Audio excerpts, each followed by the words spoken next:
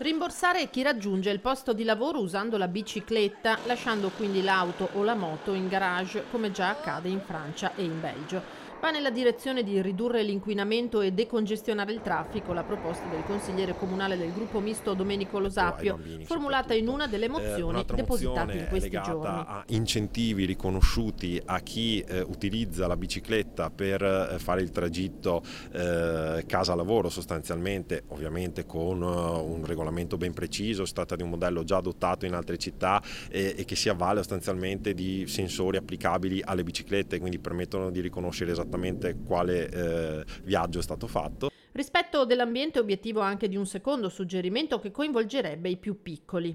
La richiesta di donazione da parte del comune almeno ai bambini dell'asilo e delle elementari di borracce in metallo. Questo si inserisce nella iniziativa Plastic Free, insomma, che è stata adottata anche dal comune, che va nella direzione quindi non solo del riciclo dei rifiuti, ma proprio della non produzione di rifiuti. La terza mozione depositata in questi giorni riguarda infine l'utilizzo di nuove tecnologie in materia di telefonia, così da far risparmiare al comune rispetto alle attuali tariffe a consumo.